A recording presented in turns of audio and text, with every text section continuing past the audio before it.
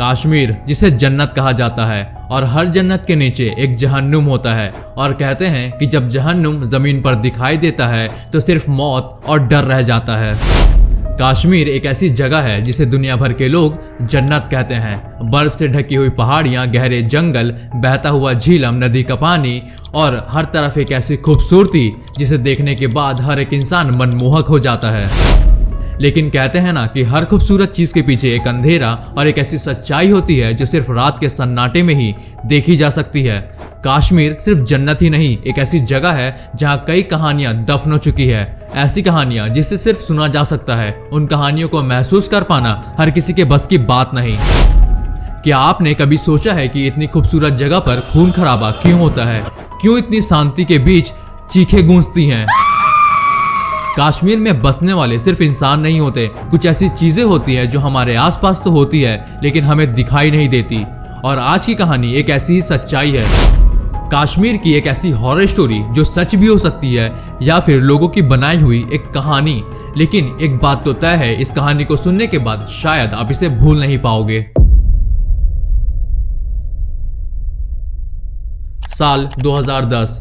Ryan एक 40 साल का आदमी जो कि 18 साल पहले कश्मीर छोड़कर न्यूयॉर्क चला गया था। रेयान की पूरी जिंदगी न्यूयॉर्क में निकल गई थी।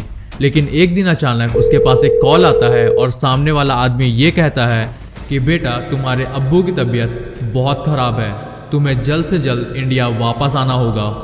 जिसके बाद रेयान बिना सोचे समझे फ्लाइट बुक करता है और इंडिया के लिए निकल पड़ता है। रेयान का दिल काफ़ी तेज़ी से धड़क रहा था क्योंकि उसने कई सालों से अपने अम्मी अब्बू को देखा तक नहीं था। कुछ घंटों के बाद फ्लाइट दिल्ली में लैंड होती है और वो दिल्ली से एक टैक्सी लेकर कश्मीर के लिए निकल पड़ता है और रास्ते में उसे काफ़ी ज़्यादा घबराहट महसूस हो रही थी। कश्मीर पहुंचने के बाद सब कुछ बदल चुका था।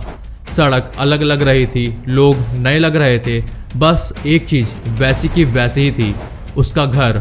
वही पुराना सा, एकदम शांत, जैसे कोई उस घर में सालों से नहीं रह रहा हो। जब रेयान घर के सामने पहुंचता है तो ऑब्वियस सी बात है कि दरवाज़ा बंद होता है।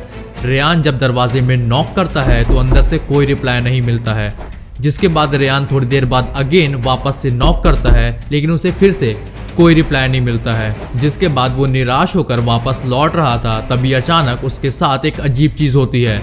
जब वो वापस लौट रहा था तो अचानक से उस घर का दरवाज़ा धीरे धीरे अपने आप खुलने लग जाता है। जैसे ही रेयान घर के अंदर पहुंचता है तो वो देखता है कि घर के अंदर एक अजीब सी खामोशी थी और चारों तरफ अंधेरा था। बस एक कमरे के अंदर से हल्की सी रोशनी आ रही थी। जब रेयान उस कमरे के पास पहुंचता है तो वो बहुत खुश हो जाता है। वो देखता है कि उसके अम्मी अब्बू बहुत ही कमज़ोर हालत में एक बेड पर बैठे हुए थे। वो तेज़ी से चिल्लाता है, अम्मी अब्बू, मैं आ गया। रेयान अपने अम्मी अब्बू को पास से देखकर रो पड़ता है क्योंकि वो काफ़ी ज़्यादा कमज़ोर लग रहे थे, जैसे कि उनके अंदर से उनकी जान निकल चुकी हो। लेकिन जब रेयान की अम्मी उसे गले लगाती है तो रेयान बहुत खुश होता है और सब कुछ नॉर्मल लग रहा था। रेयान को अपनी अम्मी की हाथों की ठंडक थोड़ी अजीब महसूस होती है, लेकिन उसे लगता है कि बाहर इतनी ठंड है, इस वजह से उनका हाथ इतना ठंडा हो चुका है। रेयान इन सारी चीज़ों को इग्नोर करता है क्योंकि वो बहुत ज़्यादा खुश था, क्योंकि वो फाइनली अपनी फैमिली के पास वापस आ चुका था। लेकिन रेयान को ये नहीं पता था कि उसकी ज़िंदगी की सबसे भयानक रात आने ही वाली थी। ठीक उसी रात को जब घर में सब सो रहे थे, रेयान को एक अजीब सी खामोशी घर के अंदर महसूस होती है, जैसे कि हवा घर के अंदर आते ही रुक जाती हो। रात के करीब 2 बजे रेयान को काफ़ी ज़्यादा प्यास लगती है और वो पानी पीने के लिए नीचे किचन में आता है। जैसे ही वो पानी का भरा हुआ गिलास उठाता है और पानी पीना शुरू करता है, तभी अचानक उसे एक अजीब आवाज़ सुनाई देती है, खर्र खर्र, जैसे कोई दरवाजे के बाहर सांसें ले रहा हो। रेयान धीरे से खिड़की की तरफ देखता है और एक पल के लिए उसका दिल वहीं रुक जाता है। खिड़की पर हाथों के निशान बने हुए थे, जैसे कोई बाहर से अंदर झांक रहा हो। रेयान के हाथ से वो पानी भरा हुआ गिलास नीचे गिरकर टूट जाता है और वो डर के मारे जल्दी से भागते हुए अपने कमरे में चला जाता है। अगले दिन रेयान अपनी अम्मी को ये सारी बात बताता है, जिसके बाद उसकी अम्मी कहती हैं, वो एक पागल है बेटा, वो आसपास ऐसे ही घूमते रहता है। उसकी बीबी एक प्रोटेस्ट में मारी गई थी, जिसके बाद वो पागलों की तरह आसपास के एरिया में घूमता है।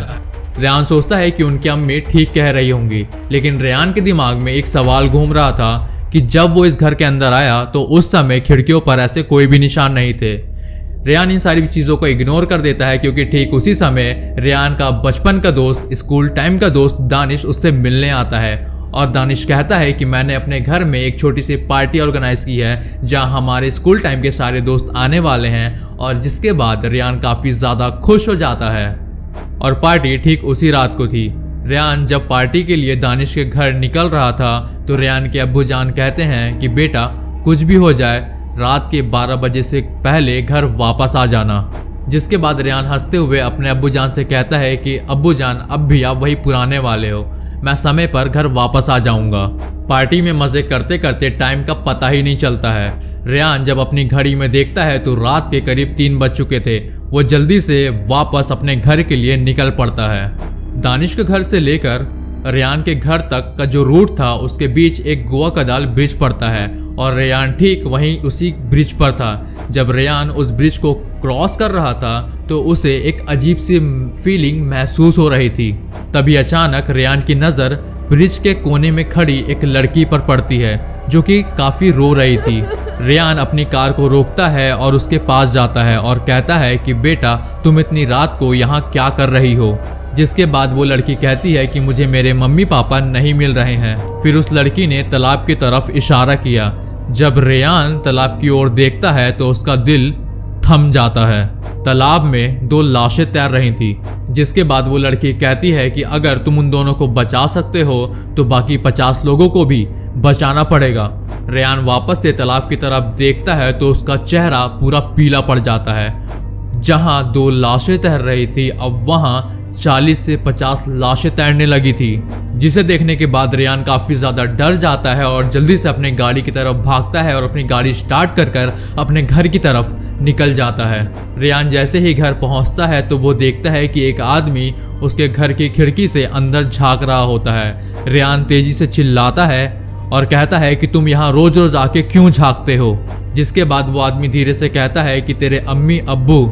जिसके बाद रेयान अचानक कहता है कि हाँ वो मेरे अम्मी अब्बू कमरे में आराम कर रहे होंगे, सो रहे होंगे, रात के 4 बज रहे हैं। जिसके बाद अचानक वो आदमी कहता है कि ये घर पिछले 18 सालों से खाली पड़ा है। जिसके बाद रेयान का दिमाग घूम जाता है। जिसके बाद रेयान उस आदमी से कहता है कि नहीं, मैं जब घर से बाहर निकल रहा था तो मैंने अपने अम्मी अब्बू को देखा था और उनसे बात भी की थी।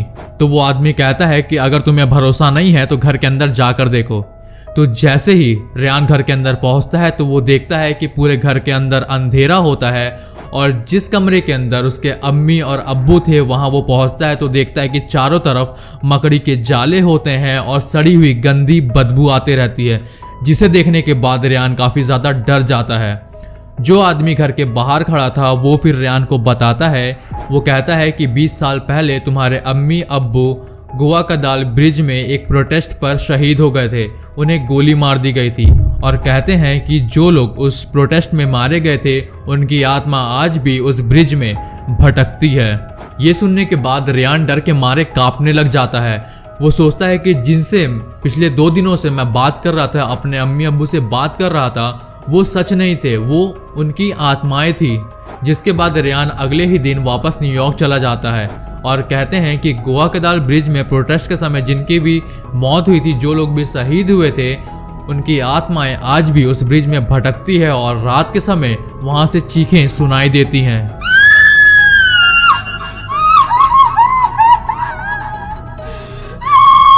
और अगर आप कभी रात के समय उस ब्रिज से गुजरें और रोते हुए आपको कोई आवाज दे तो गलती से भी मत रुकिएगा। तो गाइस, आज की कहानी यही खत्म होती है। यही था कश्मीर के गुआकदाल ब्रिज की एक हॉरर स्टोरी जो लोकल्स के बीच काफी ज्यादा पॉपुलर है। आज की कहानी आपको कैसी लगी कमेंट करके जरूर बताइएगा। वीडियो पसंद आई है तो वीडियो को लाइक कर दीजिए, चैनल को सब्सक्राइब कर दीजिए ताकि आने वाली और बहुत खतरनाक हॉरर वीडियोस को आप मिस ना कर सकें। अगर आपके पास भी कोई ऐसा हॉरिफाइंग एक्सपीरियंस है तो आप मुझे इंस्टाग्राम पर DM कर सकते हैं। डिस्क्रिप्शन में मैंने लिंक दे चुकी है।